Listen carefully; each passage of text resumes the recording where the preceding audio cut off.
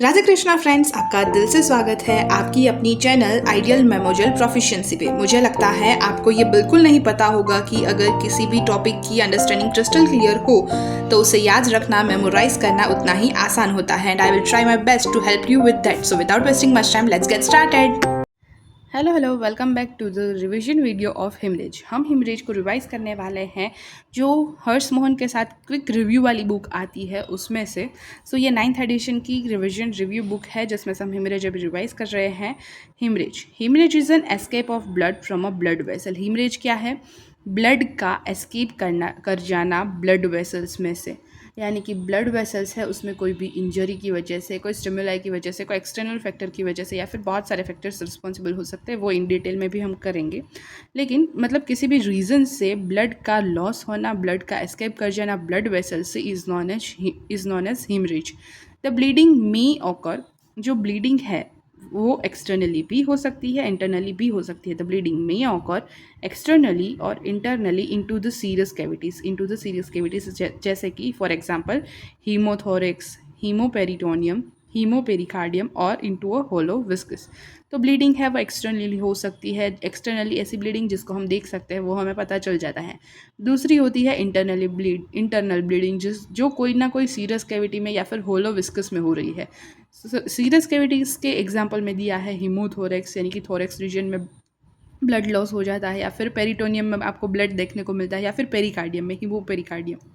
फिर दूसरा पॉइंट है extravasation of blood into the tissue with resultant swelling is known as haematoma. Extravasation of blood यानी कि blood का लीक करना टिश्यूज़ में विथ रिजल्टेंट स्वेलिंग, और इस लीकेज के कारण वहाँ पर टिश्यूज़ में स्वेलिंग भी आ जाती है जिसको हम बोलते हैं हेमेटोमा। फिर से एक बार, एक्स्ट्रावाजेशन ऑफ ब्लड यानी कि leakage of blood into the tissues with resultant swelling is known as haematoma. So ये बात हुई हीमेटोमा की। फिर extravasation of blood into the skin यानी कि ब्लड का लीक करना स्किन के अंदर एंड म्यूकस मेम्ब्रेन के अंदर आर नॉन एज इकाइमोसिस, उसको हम इकाइमोसिस बोलेंगे। फिर purpuras are small areas of haemorrhage up to 1 centimetre. फिर जो ये फ्यूरफ्यूरास है ये एक स्मॉल एरियाज है हिमरेज का, ये 1 सेंटीमीटर के आसपास होता है। ऐसे बहुत सारे डॉट्स के फॉर्म में आपको हिमरेज देखने को मिलता है into the skin and mucous membrane. Petechiae आप minute pin head sized haemorrhage. फिर पेटिकिया है वो एकदम स्मॉल डॉट लाइक हिमरेजेस होते हैं जो आपको स्कैटर्ड वे में स्किन के ऊपर देखने को मिलते हैं। Petechiae are minute pin sized haemorrhages. Microscopic escape of erythrocytes into loose tissues may occur following mark congestion and is known as diapedesis। यानी कि माइक्रोस्कोपिक एस्केप ऑफ इरेथ्रोसाइट्स यानी कि रेड ब्लड सेल्स का छोटी सी जगह से एस्केप कर जाना लूज टिश्यूज़ में, वो होता है किसी ना किसी कंजेशन के कारण, तो उसको हम डायापेडेसिस बोलते हैं। ये सारे टर्म्स है जो हिमेटोमा है, इकाइमोसिस है, फ्यूरफ्यूरास है, पिटिकिया है, डायापेडेसिस है। इसको एक बार गूगल करके देख लेना, अगर इमेज के साथ देखोगे तो फिर ज़्यादा अच्छे से याद हो जाएगा। इटियोलॉजी में क्या होगा? The blood loss may be large and sudden. जो ब्लड लॉस है वो बहुत ज़्यादा क्वांटिटी में हो सकता है और सडन हो सकता है, जैसे कि किसी एक्यूट कंडीशन में। फॉर एग्जांपल एक्सीडेंट में क्या होगा? सडन आपको लगेगी, सडन एकदम लार्ज ब्लड लॉस होने लगेगा। So the blood loss may be large and sudden in acute conditions, और small repeated bleed may occur over a period of time which is chronic. जैसे कि किसी भी टाइप के अल्सर्स हैं उसमें क्या होता है? स्मॉल रिपीटेड ब्लीडिंग होती रहती है over the period of time, जिसको हम क्रॉनिक चीज़ें बोल सकते हैं, क्रॉनिक कोई इन्फेक्शन या फिर क्रॉनिक डिसीज की वजह से। The various causes of haemorrhage are. फिर वेरियस कॉजेज क्या है हिमरेज के? ट्रोमा। सबसे पहले तो किसी भी वेसल वॉल में कोई भी ट्रोमा, कोई इंजरी हुई, कोई ट्रोमा हुआ उसकी वजह से। First is trauma, for example penetrating wound in the heart और great vessel during labour etcetera. कोई भी टाइप का पेनिट्रेटिंग वुंड हुआ इन द हार्ट या फिर किसी भी ग्रेट वेसल में, या फिर कोई भी ट्रोमा हुआ ड्यूरिंग लेबर, तो इस कंडीशंस में क्या हो सकता है? ब्लड लॉस हो सकता है। फिर है स्पॉन्टेनियस हेमरेज, स्पॉन्टेनियस यानी ऑन द स्पॉट होने वाला haemorrhage. For example rupture of an aneurysm, किसी भी एन्यूरिज्म, किसी भी वेसल में एन्यूरिज्म था, इसका अचानक से रप्चर कर जाना, उसकी वजह से स्पॉन्टेनियस हेमरेज हो सकता है। सेप्टिसीमिया की वजह से हो सकता है। ब्लीडिंग डायथिसिस जैसे कि प्यूरफिरास। फिर एक्यूट ल्यूकेमियास, इसमें परनीशियस एनीमिया में, स्कर्वी में, ये सारी कंडीशंस है जिसमें आपको स्पॉन्टेनियस हेमरेज देखने को मिलता है। फिर है third, inflammatory lesions of the vessel wall, यानी कि जो वेसल वॉल है उसमें इन्फ्लामेटरी लीजन्स का दिखना, मतलब वेसल वॉल है उसमें कोई ना कोई इन्फ्लामेशन दिखता है आपको कि इन्फ्लामेशन था, उसकी वजह से वहाँ पर कोई कट हो गया है या फिर ऐसा कुछ। For example bleeding from chronic peptic ulcer, bleeding from chronic peptic ulcer, typhoid ulcers, blood vessels transversing a tuberculosis cavity in the lungs, syphilitic involvement of aorta, polyarthritis nodosa। ये बात हुई inflammatory lesions of the vessel wall की, जिसके common example में आप peptic ulcer, typhoid ulcer, इसको याद रख के चल सकते हो, लिख सकते हो। फोर्थ है नियोप्लास्टिक इन्वेजन। नियोप्लास्टिक इन्वेजन मतलब कि कोई भी टाइप का कैंसरियस इन्वेजन है, जिस for example haemorrhage following vascular invasion in carcinoma of the tongue, यानी टंग का कैंसर है उसमें कोई वास्कुलर इन्वेजन हो गया जिसकी वजह से हीमरेज स्टार्ट हो गया। फिफ्थ है vascular disease, for example atherosclerosis. फिर है sixth, elevated pressure within the vessels, यानी कि वेसल्स के अंदर अचानक ही एकदम से प्रेशर है उसका इंक्रीज होना स्टार्ट हो गया। For example cerebral and retinal haemorrhage in systemic hypertension, यानी कि अगर सिस्टमिक हाइपरटेंशन है तो सेरेब्रल या फिर रेटिनल हेमरेज आपको देखने को मिला, या फिर severe haemorrhage from varicose vein, या फिर severe haemorrhage from varicose vein due to the high pressure in the veins of the legs and oesophagus. तो वेन्स में बहुत ज़्यादा प्रेशर होने की वजह से अचानक वेरिकोज वेन में आपको हेमरेज हो गया। तो ये एग्जाम्पल्स है elevated pressure within the vessel walls की। तो अब तक हमने देखा haemorrhage. Haemorrhage is an escape of blood from the blood vessel. फिर हमने देखा हेमरेज है वो दो हो सकते हैं, दो टाइप की, एक्सटर्नल या फिर इंटरनल। इंटरनल में वो सीरस कैविटीज़ में या फिर होलो विस्कस में हो सकते हैं, जिसमें सीरस कैविटीज़ के एग्जांपल थे हीमोथोरेक्स, हीमोपेरिटोनियम, हीमोपेरिकार्डियम एक्सेट्रा। फिर हमने देखा हेमेटोमा, जिसको हम बोलते हैं extravasation of blood into the tissues with resultant swelling, यानी कि किसी भी टिश्यूज़ में ब्लड का लीक होना फ्रॉम द वेसल्स एंड फिर उसमें स्वेलिंग आ जाना, उसको हम बोलेंगे हेमेटोमा। फिर है इकाइमोसिस, यानी कि स्किन के अंडर बीनीथ द स्किन आपको लार्ज एक्स्ट्रावाजेशन ऑफ ब्लड देखने को मिलेगा, या फिर इन म्यूकस मेम्ब्रेन आपको एक्स्ट्रावाजेशन ऑफ ब्लड यानी कि लीकेज ऑफ ब्लड देखने को मिलेगा, उसको हम बोलेंगे इकाइमोसिस।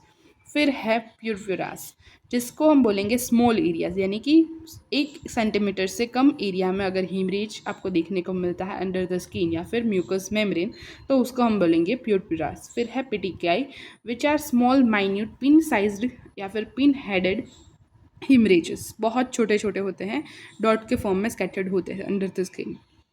फिर इटियोलॉजी में हमने देखा कि ब्लड लॉस है वो एक्यूट भी हो सकता है, क्रॉनिक भी हो सकता है, उसके वेरियस कॉजेज़ है, जिसमें से हमने देखे ट्रोमा, किसी भी वेसल वॉल में ट्रोमा होता है उसकी वजह से, जैसे कि पेनिट्रेटिंग वुंड है हार्ट में या फिर किसी ग्रेट वेसल में या फिर ड्यूरिंग द लेबर, तो ट्रोमा की वजह से वेसल वॉल में कोई इंजरी हुई उसकी वजह से अगर हिमरेज हो तो वो एक इटियोलॉजिकल फैक्टर है। दूसरा है स्पॉन्टेनियस हिमरेज, यानी कि अचानक रप्चर हो गया किसी एन्यूरिज्म का, सेप्टिसीमिया है या फिर एक्यूट ल्यूकेमिया है या फिर पर्नीशियस एनीमिया है या फिर स्कर्वी। फिर फोर्थ है inflammatory lesions of the vessel wall, जैसे कि कोई ना कोई क्रॉनिक अल्सर है, पेप्टिक अल्सर, टाइफॉइड अल्सर, या फिर पॉलीआर्थराइटिस नोडोसा है, या फिर सिफिलिटिक इन्वॉल्वमेंट है एओर्टा का।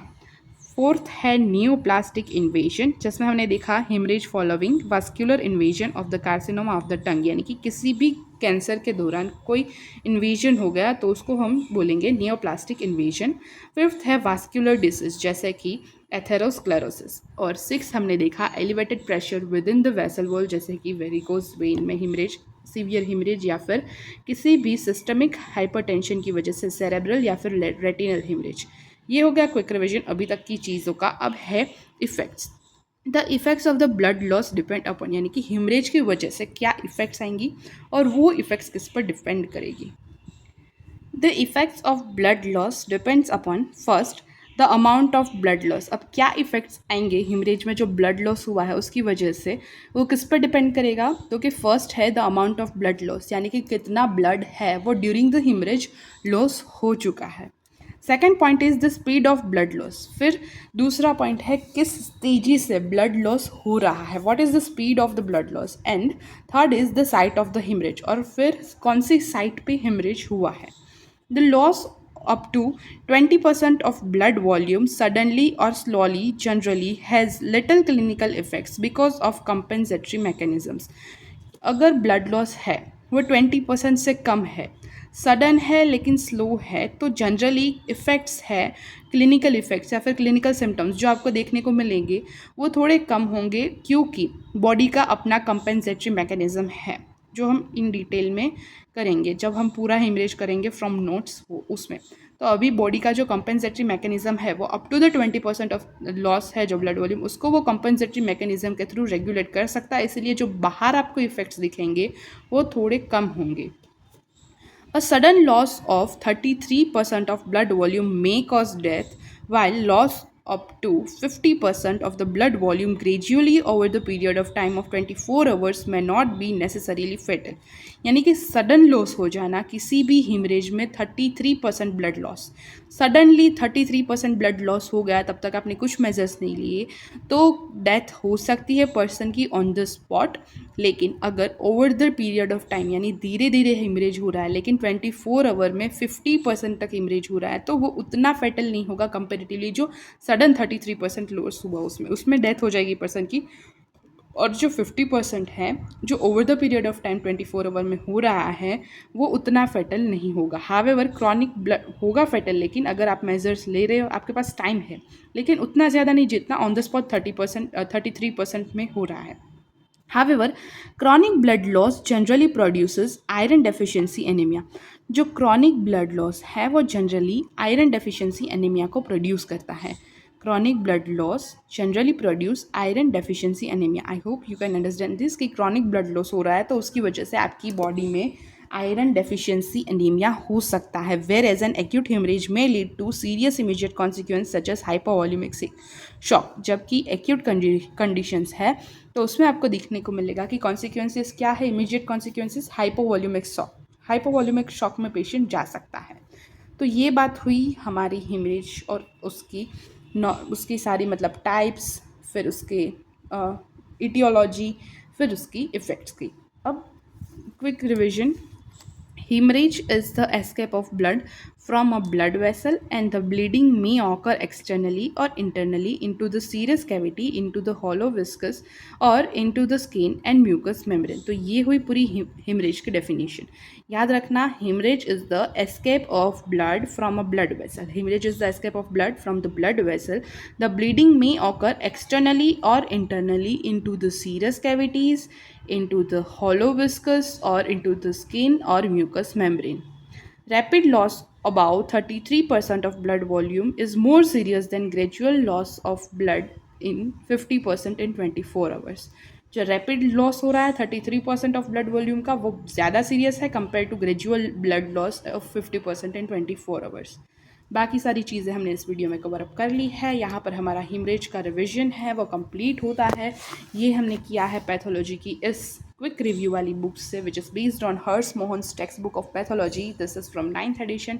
अब मिलते हैं नेक्स्ट वीडियो में नए टॉपिक के साथ। अब तक के लिए tata bye bye, see you and take care. Thank you so much guys for watching this video till now. Also give your valuable feedbacks and suggestions in comment section, और हाँ, like करना, share करना and subscribe करना गलती से भी मत भूलना। Stay tuned, take care। मिलते हैं नेक्स्ट वीडियो में, तब तक के लिए टाटा बाय बाय।